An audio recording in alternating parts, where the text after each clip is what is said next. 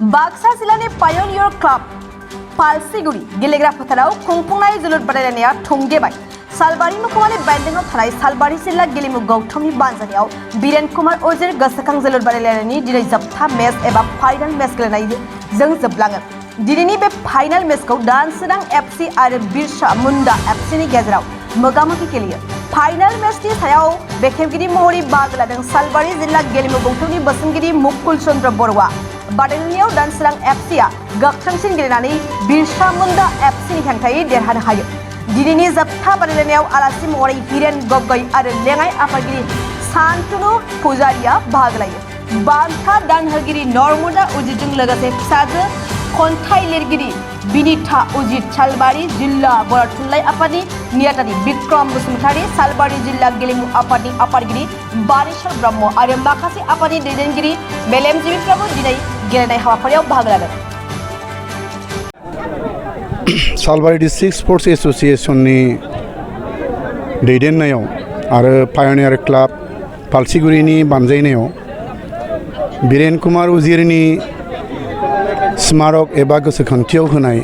बे super division football गेलेनाया दिनै जोबबाय। आं थारै गोजोनगोन जे जोंनि सालबारि डिस्ट्रिक्ट स्पर्ट्स एसोसिएशननि गासैमोन 23 बे बादायलायनायाव बाहागो लादोंमोन आरो दिनै फाइनाल खेला आरो बेवहाय बाहागो लादोंमोन साउथ उरपेटानि दानसोरां स्पर्ट्स क्लाब आरो बागाननि बिरसा मुन्डा क्लाबनि गेजेराव। दिनैनि बे गेलेनायाव दानसोरां स्पर्ट्स क्लाबा 2-0 गलाव देरहादों। देरहानाय जेननाया थाखायो गेलेनायाव, नाथाय बिनि गासैबो फुटबलनि जि डिसिप्लिन बे डिसिप्लिनखौ लाखिनानै गेलेनायनि थाखाय बिथांमोनखौ आङो साबायखर हरदों। जि गेलेनायनि मादकता, जि स्पिरिट, जि माबा दङ बेखौ लाखिजोबनानै बिथांमोना गेलेनो हादों, बिनि थाखाय गोजोननाय मोन्दों। आरो सालबारि डिस्ट्रिक्ट स्पर्ट्स एसोसिएशननि नेहाथारि डक्टर दुलेन आरो लोगोसे फुटबलनि नेहाथारि बिथां सानै सुनिल बर' आरो अमित बसुमतारीनि जि दैदेननाय, जि हेफाजाब, बियो गासैबो जादों। आरो जोंनि बे गेलेनायखौ मदद होगिरि बिथां फ्रेन्सिक उजिर आरो बिथांनि न'खर अर्थात बीरेन उजिरनि डाटा जानानै जि बेक्ति ओंखारबोदों बेखौ जों थारै धन्यबाद होनांगोन गोसो गोरबोनिफ्राय। बिथांमोननि थुलुंगायाव जोंनि सालबारि साब डिभिजननि सिङाव थानाय गासैबो क्लाबफ्रा बिदिहाय गेलेनो सुबिदा मोन्दों बे सुपार लिगखौ। दा आं खावलायगोन जे जोङो देग्लाय बोसोराव बिथांनि मुंख्लं एबा स्मारक गोसोखांथियाव होनाया जोबदोंब्लाबो उननि पर्यायाव जों सालबारि डिस्ट्रिक्ट स्पर्ट्सआ बेबायदिनो बोसोरथामखौ जों गुबुन बेक्ति जाय जोंनि सालबारि साब डिभिजनाव सिङाव थानाय जाय बेक्तिया अराय जोंजों समाजजों गोसोखांनायाव मोनसे बिहोमा दं, गोसोखांथियाव बेबायदि बिहोमा गोनां बेक्तिखौ लानानै जों बेखौ होनायनि मोनसे हाबाफारिखौ लादों। आरो सोरबाफोर जुदि बे प्रग्रामाव जेरै आसाम फुटबलाव आन्डार 13 सुजित नार्जारी गोसोखांथियाव होनाय जायो, आन्डार 15 जोहोलाव सोमला बसुमतारीखौ होनाय जायो, थिग बिदिनो जोंनि बेवहायबो जों नाजादों जुदिहाय सोरबा जुदि बेक्ति मोनोबा, न'खर मोनोब्ला जों बेबायदिहाय थाजोर भाबै जोंनि बे सुपार आरो ए डिभिजन, बि डिभिजन बे लिगफोरखौ जों होनो थांगोन। आरो मोनसे फोरमायखादों जे आसाम फुटबला अल इन्डिया फुटबल फेडारेसननि गेजेरजों देग्लाय मोनसे गोदानै सार्कुलार होदों, बेसो खोब मोजां। बे जाहैबाय मा, गासै कम्पिटिसनानो क्लाबनि गेजेरजों जासिगोन। बेहाय डिस्ट्रिक्टआ खालि टुर्नामेन्टल' फाथिगोन, स्टेटआबो टुर्नामेन्टल' फाथिगोन। जेरैहाय पायनियर क्लाबनि आन्डार 30नि गथ'आ जुदि इन्टार क्लाबाव चेम्पियन जायोब्ला बे क्लाबनि गथ'फ्रानो थोंजोङै स्टेटआव गेलेगोन, इन्टार डिस्ट्रिक्टआव आरो बे क्लाबानो जुदि चेम्पियन जायोब्ला बे क्लाबनि गथ'आनो अल इन्डिया बा आइ लिगआव गेलेहैनो हागोन। गतिके बिनि कारनै अल इन्डिया फुटबल फेडारेसन आरो आसाम फुटबल एसोसिएशनखौ धन्यबाद हरदों। आरो दिनैनि बे फाइनाल गेलेनायाव आसाम फुटबलनिफ्राय फैनाय जा बरपुजारी डाङरिया, हिरेन गगৈ डाङरिया, बिथांमोनखौ धन्यबाद होबाय। बेखिनियानो धन्यबाद। गासै मोनबेसे टिम लानानै गेलेनाय जादों? बेहाय 23 टिमा गेलेदोंमोन। एफिलिएटेड क्लाबा बेहाय 23 टिमा गेलेदोंमोन आरो बिथांमोननि गेजेराव जोंहा 3 जनाव जादोंमोन। बे जा लोखि बाजार एफआरएस क्लाबनि ए डिभिजनाव बे ए मोनसे माबायाव जायगायाव जादोंमोन, बियाव जादोंमोन मा जोंहा निमुवा आरो बेवहाय जादोंमोन जावलिया देवाननि दैदेननायाव आरो नैबे सियाव जादोंमोन पायनियर क्लाबनि दैदेननायाव। 3 जनाव जोंनि बे बादायलायनाया जादोंमोन। फैनानै क्वार्टार आरो सेमि आरो बेनिफ्राय फाइनाल बे गेलेनाया जालांबाय। दिनै जोब्बाय। सालबारि जिल्ला गेलेमु आफादनि जोहै थामथि बिरेन कुमार उजिर गोसोखां जोलुर बादायलायनाय बे फाइनाल गेलेनाय बे हाबाफारियाव बाहागो लानो मोननानै थारैनो आं गोजोननाय मोनदों आरो दिनैनि बे गेलेनायाव बाहागो लादोंमोन दानसोरां FC आरो बिथांमोननि हेंथायै गेलेदोंमोन बिरसा मुंडा स्पर्ट्स क्लाब थारैनो बे सेनियर डिभिजन फुटबल लीग बे सालबारि जिल्ला गेलेमु आफादनि जोहै जा गेलेनाय जादोंमोन दिनै बहाय माखासे मानि गेलेगिरि बे बाहागो लानानै जेरैबायदि बिथांमोना गेलेनाय दिन्थिदों आं मिजिंथिदों बिथांमोना दिनै जिल्ला गेलेमु आफादनि दैदेननायनि जोहै बिथांमोना गावबा गावनि जिथु गेलेनाय बे लामायाव निस्सय माने सायख'जानानै स्टेट लेभेलाव दावगालांनो हागोन आरो बेनिफ्राय आरो साबसिन गेलेनानै बिथांमोना गावबा गावनि बे गेलेनाय जिथु केरियार बे केरियारखौ दानो हागोन आं बेखौ मिजिंथिदों आरो थारैनो दा बिथांमोननि जि गेलेनायनि जोहै आरो बे मोनथिनानै गोजोननाय मोनदों बे दिनै सालबारि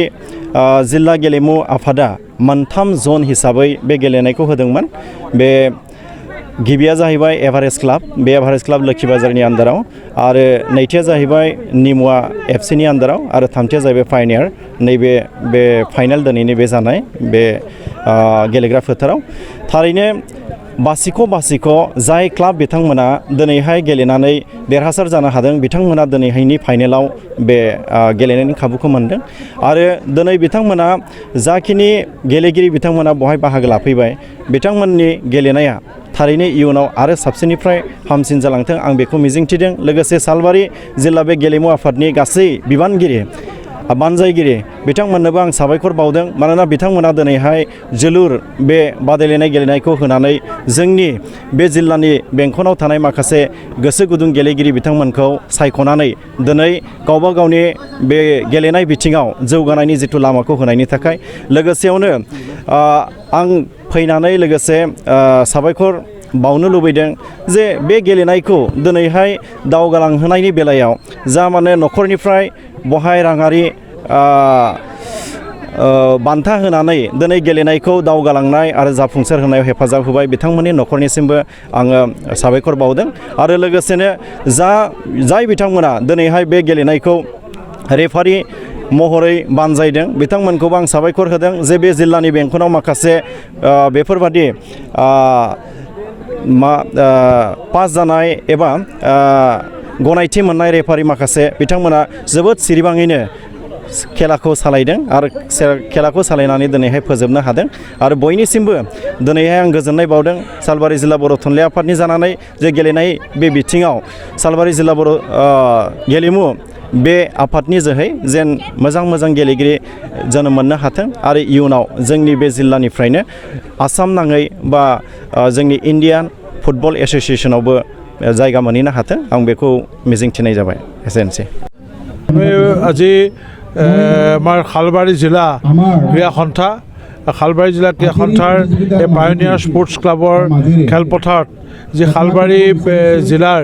ছুপাৰ ডিভিজন লীগৰ যি চূড়ান্ত খেল অনুষ্ঠিত হ'ল সেই খেলত উপস্থিত থাকিলোঁ আৰু অতিশয় আনন্দিত হৈছোঁ এইটো কথা জানিবলৈ পাই যে খালবাৰী জিলাৰ দৰে এখন জিলা য'ত যথেষ্ট প্ৰতিভা আছে কিন্তু বিভিন্ন ক্ষেত্ৰত পিছপৰা এখন ফুটবল জিলা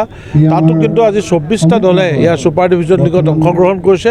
এইটো আমাৰ কাৰণে এইটো কাৰণে আনন্দৰ কথা যে আমি আজি ইয়াত যিখন চূড়ান্ত খেল দেখিলোঁ তাত ৰাইজৰ যিটো ভিৰ দেখিলোঁ ৰাইজৰ যিটো সমাৱেশ দেখিলোঁ দৰ্শকৰ যিটো ফুটবলৰ প্ৰতি যিটো মৰম চেনেহ দেখিলোঁ সেয়া সঁচাকৈ শলাগিবলগীয়া আৰু প্ৰশংসনীয় আৰু উদ্যোক্তাসকলে এনেকুৱা পৰিৱেশৰ মাজত এনেকুৱা ঠাইত এনেকুৱা ভিতৰুৱা ঠাইতো যাতে অসম ভূটান ভাৰত ভূটান সীমান্তৱৰ্তী এটা এলেকা তাত তেখেতলোকে যোগাযোগৰ যথেষ্ট অসুবিধা স্বত্তেও এটা নিয়মীয়াকৈ ফুটবল লীগ টুৰ্ণামেণ্ট ইয়াত অনুষ্ঠিত কৰি আহিছে যোৱা বছৰ ইয়াত আমাৰ অসম ফুটবল সন্থাই আন্তঃজিলা ছিনিয়ৰ ইণ্টাৰ ডিষ্ট্ৰিক্ট টুৰ্ণামেণ্টখন আমি ষ্টেডিয়ামত অনুষ্ঠিত কৰাইছিলোঁ ইয়াতো তেতিয়াও যথেষ্ট আমি দৰ্শক দেখিছোঁ এবাৰো দেখিছোঁ আমাৰ কাৰণে অতি আনন্দৰ কথা অসমৰ বিভিন্ন প্ৰান্তত চুকে কোণে ফুটবলক যে মানুহে এতিয়াও ভাল পায় ফুটবলৰ প্ৰতি মৰম চেনেহ ৰাইজৰ আছে সেয়া প্ৰমাণ হৈছে আৰু আমাৰ যিটো অসম ফুটবল সন্থাৰ আমি ফুটবলৰ লগত জড়িত যিসকল সংগঠক আমাৰ দায়বদ্ধতা বঢ়াইছে ফুটবলৰ কাৰণে কৰিব লগা কাম আছে মই উদ্যোক্তাসকলক ধন্যবাদ জনাইছোঁ প্ৰয়াত বীৰেন্দ্ৰ কুমাৰ উজিৰ সোঁৱৰণি এই ছুপাৰ লীগ টুৰ্ণামেণ্টত পৰিয়ালে যথেষ্ট সহায় কৰিছে উদ্যোক্তাসকলে কষ্ট কৰিছে তেওঁলোকৰ প্ৰচেষ্টা যাতে ফলৱতী হয় তাৰ হেতুকে মই তাৰ কাৰণে সকলোকে আন্তৰিক শুভকামনা আৰু অভিনন্দন জনাইছোঁ 24টা দল যথেষ্ট বৃহৎ সংখ্যক দল আৰু 24টা দলৰ অংশগ্ৰহণে এই প্ৰতিযোগিতাখন সাফল্যমণ্ডিত কৰি তুলিছে ভৱিষ্যতলৈও এই উদ্যোক্তাসকলৰ প্ৰচেষ্টা সফল হওক তাকে মই কামনা কৰিছোঁ गोजोनथाव खौरां बाजाज बाइक सालायनो मोजां मोनग्राफोरनि थाखाय गोजोनथाव खौरां दावहारु अट' एजेन्सिया बाजाज बाइक सालायनो मोजां मोनग्रा रायजो राजाफोरनो होगासिनो दं इन्डिपेन्डेन्ट डेनि थाखाय ल' डाउन पेमेन्ट आरो इजि एक्सचेन्ज अफार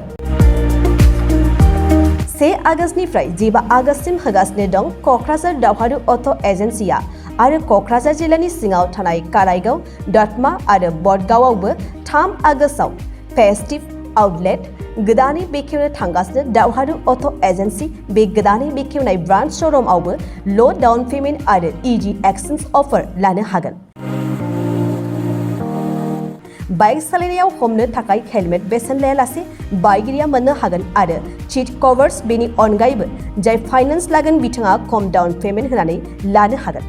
बायग्रा ग्राहक सुबुंफ्रा दावहारु अट' एजेन्सियाव बाजाज बाइकखौ बायनो सानोब्ला नैबे मबाइल नम्बर 8822018193 आरो 6000399187 आव थोंजों फोनांजाब खालामनो हागोन